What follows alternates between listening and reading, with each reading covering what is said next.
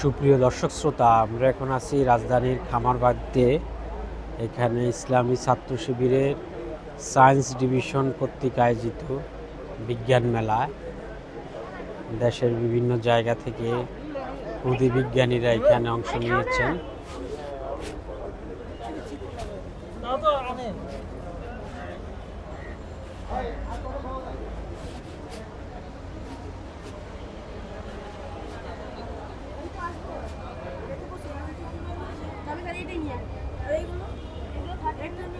এই যে তোমরা এখানে কি মানে কোনটা ইয়া করতেছো একটু বলো তো, সংক্ষেপে সংক্ষেপে একটু বলো।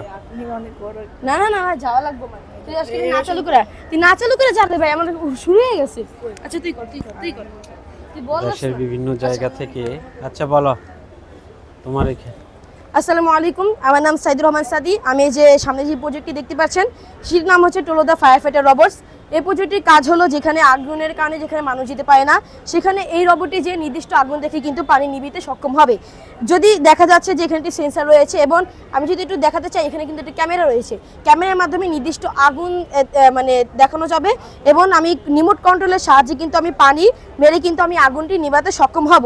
এবং এটির মধ্যে ফ্যানও রয়েছে, যার মাধ্যমে কিন্তু এটা খুবই হাইড্রোজেনের সাথে এটা সে মিক্স করা থাকবে, যাতে আবার আগুন না বেড়ে যায়, অর্থাৎ আগুন একটু কমাবে। এবং প্রতিটি শহরে বা মানে প্রতিটি এলাকায় এটা থাকবে। এটার মাধ্যমে পানি যদি শেষ হয়ে যায়, তাহলে পানি এটা পূর্ণ হবে। এটাই তোমার নাম কি? আমার নাম সাইদুর রহমান সাদি। আচ্ছা, আচ্ছা, আসসালামু আলাইকুম।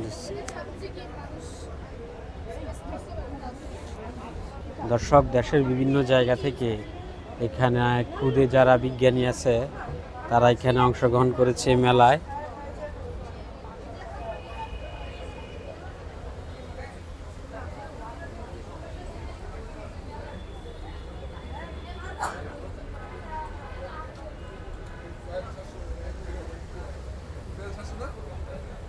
আজ এবং আগামীকাল চলবে এই মেলা 2 দিন ব্যাপী।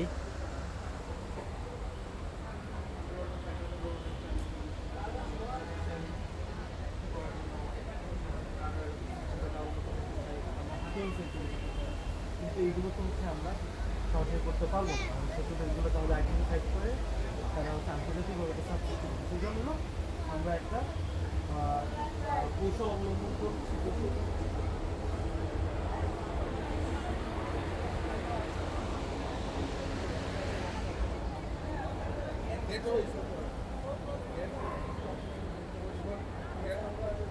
আমরা জানি যে শিবির গত বছর সরোয়ার্দী উদ্যানে এই ধরনের মেলা করেছে, তার ধারাবাহিকতায় তারা এবার করছে।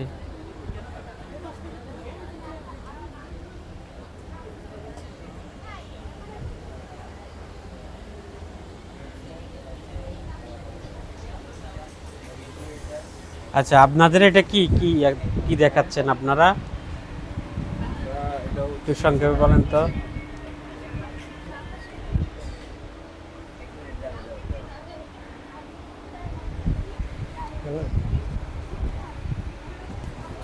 তো আঙ্কেল, এটা হচ্ছে যে আমি বলি সমস্যা না, এখানে নাম কি? আপনার নাম কি?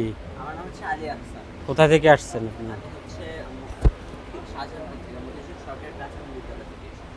আচ্ছা, বলুন। আমি হচ্ছে এটা হচ্ছে স্মার্ট স্যালাইন মনিটরিং সিস্টেম। এখানে হচ্ছে আপনার স্যালাইন শেষ হয়ে গেলে স্যালাইন ব্যাগের ব্লাড উঠে যায়। এখন আমরা এটা এই প্রবলেমটার সলিউশন হিসেবে আমরা এই প্রজেক্টে এনেছি। আপনারা জানেন কয়েকদিন আগে মাইলস্টোন একটা ইনসিডেন্ট হয়েছিল। সেই ইনসিডেন্টের কারণে হচ্ছে অনেক বাচ্চারা মানে এটা কোথায় আছে?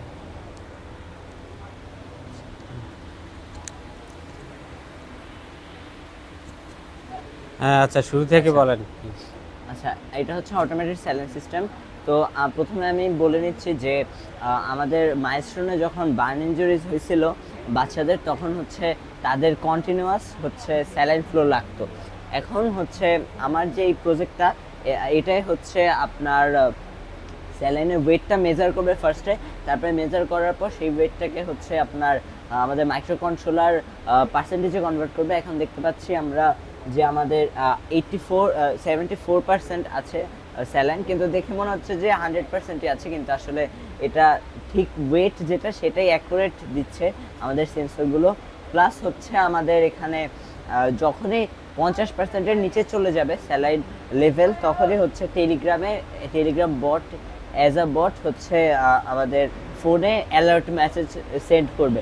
আর যখনই হচ্ছে এটা 15%-এর নিচে চলে যাবে তখনই হচ্ছে আমাদের বাজার বাজবে। আর যখনই 5%-এর নিচে চলে যাবে তখন এখানের সার্ভো মোটর দ্বারা এই যে স্যালাইনের পাইপটা আছে এটা ব্লক হয়ে যাবে আর বন্ধ হয়ে যাবে। এখন আমরা নিজেরা একটা ওয়েবসাইট ক্রিয়েট করেছি, যে ওয়েবসাইটের মাধ্যমে আমরা হচ্ছে এই স্যালাইনটাকে মানে মনিটর করতে পারবো। যারা ডাক্তার আছে তারা অনেক দূর থেকেও চাইলে স্যালাইনটাকে মনিটর করতে পারবে। তো এখানে আমাদের আরেকটা আছে যেটা হচ্ছে এস্টিমেট টাইম। তো স্যালাইনটা আর বাকি শেষ হতে কয় মিনিট বাকি আছে এটাও এই ওয়েবসাইটের মাধ্যমে আমরা দেখতে পারবো যে আর কয় মিনিট পরে স্যালাইনটা শেষ হয়ে যাবে। তারপরে আমাদের আছে অ্যান্টি ব্লকেজ সিস্টেম। তো এখানে মনে করেন পেশেন্ট হাত নাড়িয়ে দিল, তখন হচ্ছে স্যালাইন ব্লক হয়ে যাবে আর স্যালাইন শরীরের মধ্যে ঢুকবে না। তখন হচ্ছে আমাদের এই স্যালাইনের যে সিস্টেমটা এটা ডিটেক্ট করে দেবে এবং আমাদের অ্যালার্ট দিবে যে স্যালাইন ইজ ব্লকড। এটাই ছিল আমার প্রজেক্ট। আবার আমরা চাইলে এরকম করে আমরা স্যালাইনের ফুল ওয়েটটাও সেট আপ করতে পারবো। তো এটা ছিল আমার প্রজেক্ট। আচ্ছা ঠিক আছে, ধন্যবাদ। আচ্ছা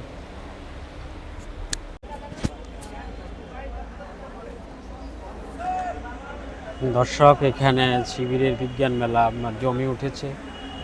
এখানে দেখতেছেন আর একটা প্রদর্শনী করছে।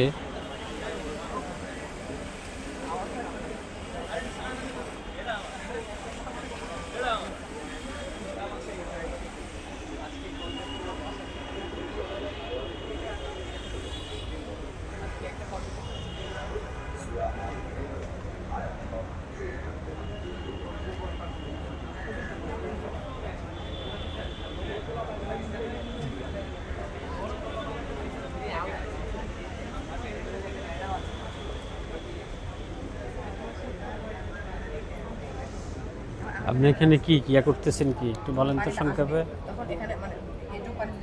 আচ্ছা হ্যাঁ ঠিক ঠিক। আচ্ছা শুরু থেকে আবার বলেন, তাহলে 1900 শুনবে। আচ্ছা আচ্ছা আচ্ছা, প্রজেক্টটা কি শুরু থেকে একটু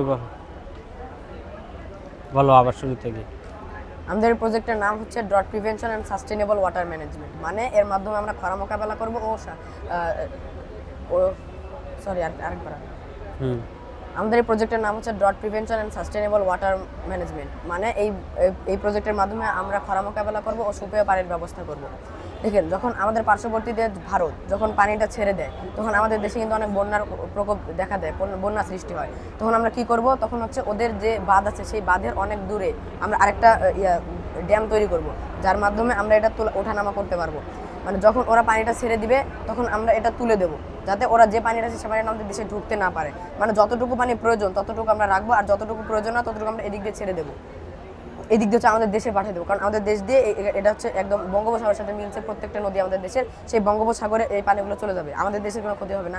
যদি এরকম দেখা যায় যে ওই পানি যাওয়ার পর আরও পানি অনেক আছে, পানি যেগুলো এদিক যাচ্ছে, সেগুলো আমরা কী করবো, সেগুলো আমরা নদীর আশেপাশে অনেকগুলো ক্যানেল তৈরি করবো, সেই ক্যানেলের মধ্যে দেবো। তাও যদি দেখি যে পানি না, আবার ছেড়ে দেবো, আমরা হালকা একটু নিচে নামাই দেবো, যাতে এদিক দিয়ে আবার বঙ্গোপসাগরে চলে যায়। এভাবে আমরা এখানে মানে একদম অনেক উঁচু পর্যন্ত পানি রাখবো এবং এখানে পরিমাণ মতো পানি রাখবো, কারণ এটা আমাদের দেশে। আর যখন মানে এদিকে খরা তৈরি হয়ে যাবে তখন আমরা মানে এখানে যখন খরা তৈরি হবে এখানেও তো খরা হবে না, তো এখানে যদি পানি শুকায় তাহলে এখানেও পানি শুকাবে, কিন্তু এখানে যদি পানি না থাকে এখানে পানি থাকবে। কারণ হচ্ছে এখানে আমরা এখানে কম রাখছিলাম, এখানে বেশি রাখছিলাম, তো এখানে যতটুকু পানি গেছে ওখানেও ততটুকু পানি গেছে, এখানে একটু পানি থাকবে, সেইটুকু পানি আমরা কী করবো, আমরা এটা একদম নামাই দেবো, যার ফলে এখানে যতটুকু পানি জমা ছিল ততটুকু পানি আমাদের দেশে ঢুকবে। হ্যাঁ, তখন আমাদের কী হবে, এই যে পানির যেহেতু দেশে ঢুকছে খরার সময়, তাহলে খরাটা দূর হয়ে যাবে। আবার দেখেন, যখন মানে বন্যার সময় আমাদের দেশে সুপেয় পানির ব্যবস্থা থাকে না, এমনকি যে আমাদের উত্তর পশ্চিমাঞ্চলে যেমন আমাদের হচ্ছে সাতক্ষীরা, তারপরে হচ্ছে খুলনা, বাগেরহাট, এই জেলাগুলোতে মানে বছরের সবসময় সুপেয় পানির ব্যবস্থা থাকে না। আর অন্যান্য জেলাগুলোতে শুধু যে সময় বন্যা হয় সে সময় সুপেয় পানির ব্যবস্থা থাকে না। দেখুন, আমরা যে ক্যানেলগুলোতে যে পানিগুলো জমা রাখছিলাম সেই পানিতে আমরা অ্যালুমিনিয়াম ক্লোরাইড দেবো, যার ফলে এই অ্যালুমিনিয়াম ক্লোরাইড ওই ধূলিকণার সাথে বিক্রিয়া ঘটিয়ে একটা জেলি তৈরি করবে। সেই জেলিটা কী করবে, সেই জেলিটার কাজ হচ্ছে ওখানে যতগুলো ময়লা ছিল, যতগুলো ধূলিকণা ছিল, ওই সবটিকে জড়ে নিয়ে একদম নিচে চলে যাবে, আর উপরে থাকবে সুপেয় পানি, মানে যেটা খাওয়ার যোগ্য। ওই পানিটা পরে আমরা পাম্পের সিস্টেমে আমরা ওই যে যারা সুপেয় পানি পায় না তাদের কাছে পৌঁছে দেবো, যেমন বাগেরহাট জেলার মানুষদের কাছে। আর এটা বানানোর আমাদের প্রধান উদ্দেশ্য হচ্ছে পৃথিবীর বর্তমান বেশিরভাগ দেশে পানি নিয়ে যুদ্ধ হচ্ছে। যেমন মধ্যপ্রাচ্যের 5টা দেশে এখন পানি নাই বললেই চলে। ওরা কি করে, ওদের ওখানে ভূগর্ভস্থ যে পানি সেটা তোলাও নিষেধ, কারণ ওরা প্রতিনিয়ত ভূগর্ভস্থ পানি তোলে এবং ওরা হচ্ছে যে ভূগর্ভস্থ পানির যে উচ্চতাটা সেটা কমে যায়। এতে ফলে ওদের যে দেশ সে দেশ তলিয়ে যায়। এজন্য আমরা এটা তৈরি করেছি, যার কারণে আমরা খরা মোকাবেলা করতে পারবো এবং সুষম পানির ব্যবস্থা করতে পারবো। কোথায় তুমি কোথায় পড়াশোনা করে কোথায়? আমি চ্যাম্পিয়ন একাডেমির 8ম শ্রেণীর একজন ছাত্র। কি নাম? আমার নাম মোহাম্মদ আল ইসলাম হুদাসিজান। কি তোমরা দুইজনেই এক করছো নাকি? জি জি, আমরা দুজন। আচ্ছা ঠিক আছে, ধন্যবাদ।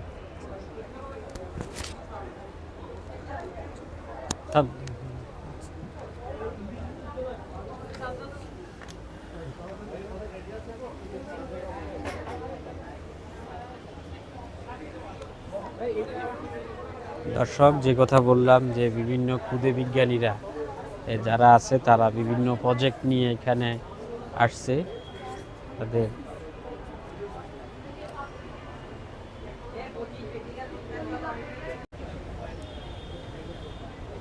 দর্শক, আমরা দেখতেছি শিবিরের এখানে শিবিরের আয়োজিত যে বিজ্ঞান মেলা আছে আপনাদেরকে দেখালাম বিভিন্ন প্রজেক্ট। তারা এখানে প্রদর্শনীর ব্যবস্থা করেছে ভিতরে। আমরা এখন প্রদর্শনী দেখব।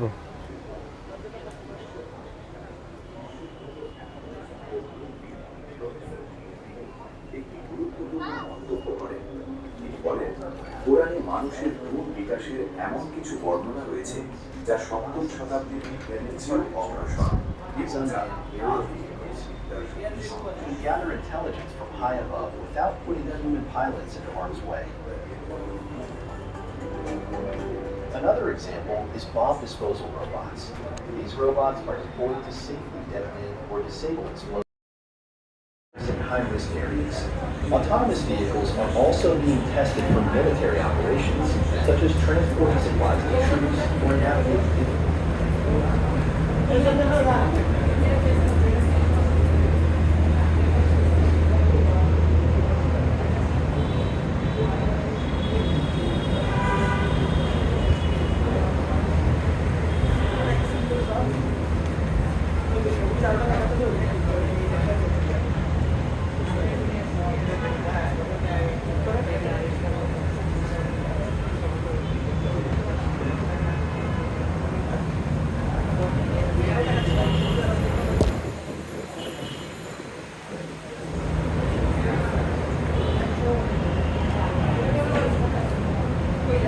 দর্শক, আমরা এখানে বিভিন্ন বিজ্ঞান রিলেটেড বিভিন্ন ধরনের প্রদর্শনী আমরা এখানে দেখতেছি।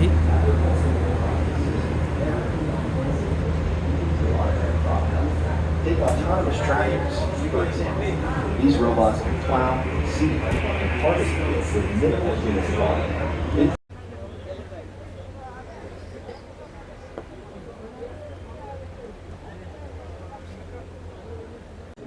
তো দর্শক, শিবির এই অসাধারণ আয়োজন করেছে যারা ক্ষুদে বিজ্ঞানী আছে। এটা বিজ্ঞান ভিত্তিক যে সমাজ আছে, আমরা জানি যে বর্তমান যুগ হচ্ছে বিজ্ঞানের যুগ, প্রযুক্তির যুগ, এবং পৃথিবীকে একটি গ্লোবাল ভিলেজ বলা হয় বর্তমান যুগে। তো আপনারা যারা এখানে আসতে চান, আপনারা আজকে এবং আগামীকাল, আজকে হচ্ছে 29 এবং 30 তারিখ, সকাল শুরু হয়ে সন্ধ্যা 7টা পর্যন্ত চলবে।